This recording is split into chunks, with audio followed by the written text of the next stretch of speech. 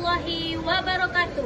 Perkenalkan, saya Arini Hagikiatal Hayati SHI, peserta pendidikan profesi guru dalam jabatan tahun 2025 dengan bidang studi fikih pada LPTK IAIN Langsa dengan NIM PPG 1072025110031 dengan nomor peserta 893593001256. Praktek pembelajaran pada video ini akan dilaksanakan pada kelas 7 di MTS Raudhatul Muta'allimin, Kota Probolinggo, Provinsi Jawa Timur pada hari ini, Kamis 8 Mei 2025. Selamat menyaksikan Bapak Ibu yang terhormat. Wassalamualaikum warahmatullahi wabarakatuh.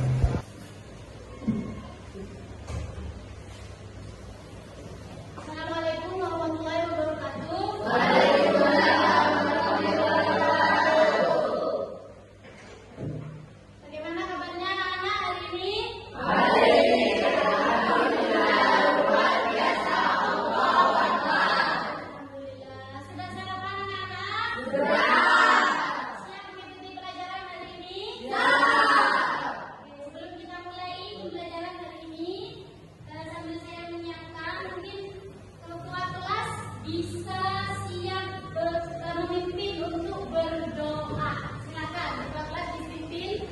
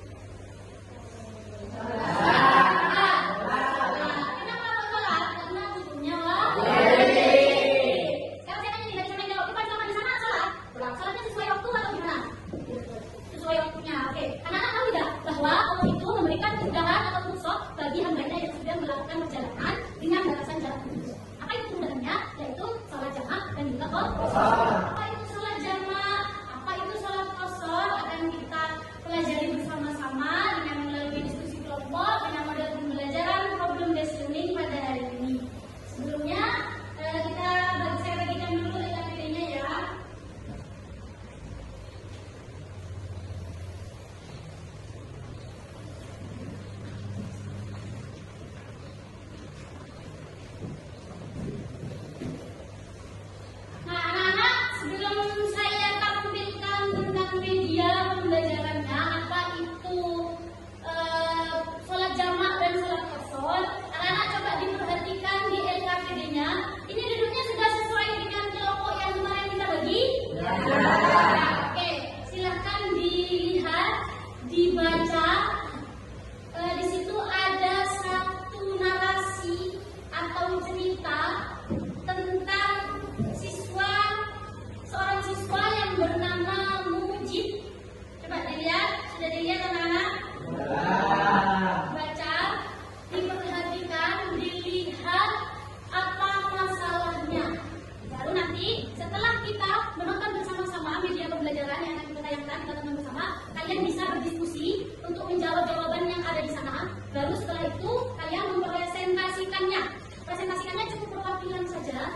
masing-masing kelompok saya hanya minta 2 orang saja yang presentasikan.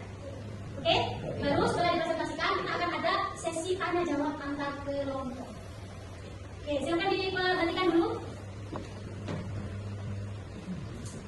Soalnya sudah dibaca? Saya kasih waktu 10 menit untuk memahami. Buku ini sudah dibagi, siapa yang mau mempresentasikan? Tapi ya, ini yang total. Nanti kamu yang sebagai pembantu asisten atau membantu ya. Terus kalau kelompok ini, siapa yang mau membagikan, mempresentasikan? Kaki sama leher, ya, kelompok ini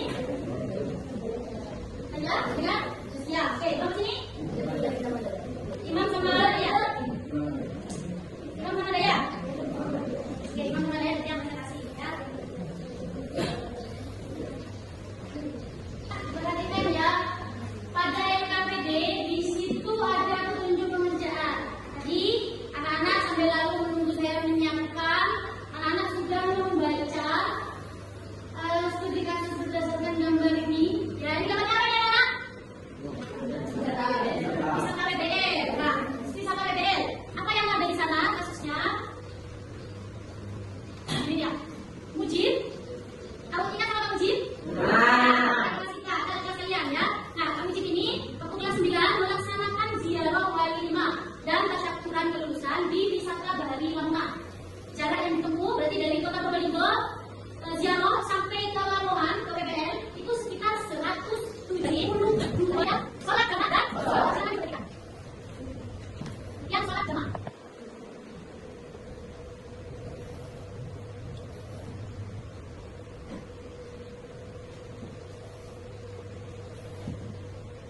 Hanya bagi jarak dan banyak.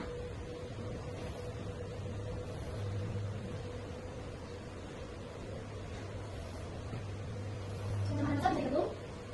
Ini mana? Terima kasih. Oke, itu tadi materi tentang pengertian sholat jamak dan qashar. Tadi yang kita baca tentang pengertian sholat jamak dan qashar. Apa yang Anda katakan tentang pengertian sholat jamak itu apa? Sholat yang menggabungkan 2 sholat wajib dalam 1 waktu. Jadi melaksanakan sholat wajib dengan 2 waktu yang berbeda, tapi pelaksanaannya hanya dilaksanakan pada 1 waktu. Nah, perhatikan tuh, sedang dalam perjalanan atau ada udzur syar'i. Apa itu udzur syar'i? Sakit. Takut itu maksudnya bukan takut biasa ya, bukan takut mau bunuh orang, takut kena begal, itu boleh. Nah ini biasanya udzur syar'i berlaku bagi laki-laki atau perempuan yang mau berjamaah di masjid. Jadi dia tidak boleh balik ke masjid, bisa melakukan. Cukup sekian info atau materi yang bisa saya jelaskan. Selanjutnya silahkan diperhatikan masalahnya yang sudah ada di LKPD. Boleh langsung didiskusikan. Saya kasih waktu sekitar 10 menit. Kalau 5 menit, 7 menit boleh. Silakan berdiskusi. Karena apa dulu? Ini kan pertanyaannya apakah boleh, tapi boleh jawabannya. Boleh menentukan.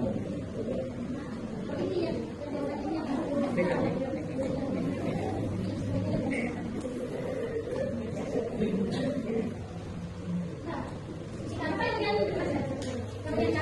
Kalau bagian syawala, bagian tulis harus siap. Tadi sudah di ini, materinya siapa? Oke, ini yang mau presentasi dulu kelompok berapa? Oke, nomor 2. Dulu silakan. Perkenalkan nama saya Muhammad Hidayat Bobisan Bumi. Dari kelompok? Dua. Oke, silakan dipresentasikan hasil diskusinya.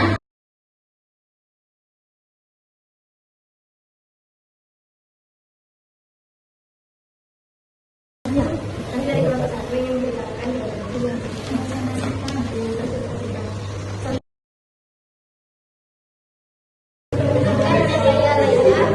yang memberitakan nama saya Suja. Kami dari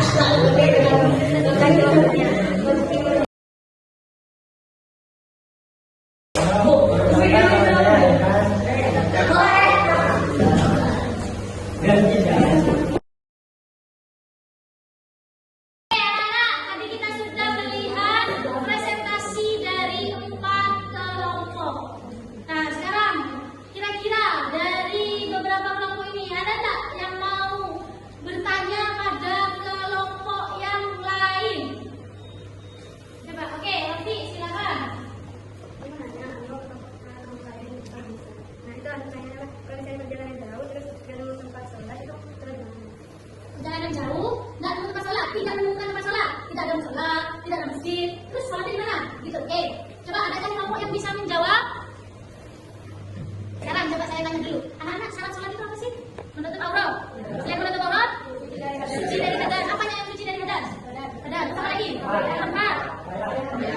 di syaratnya sholat, syarat sahnya sholat harus sholat di masjid atau di musola? Ada nggak?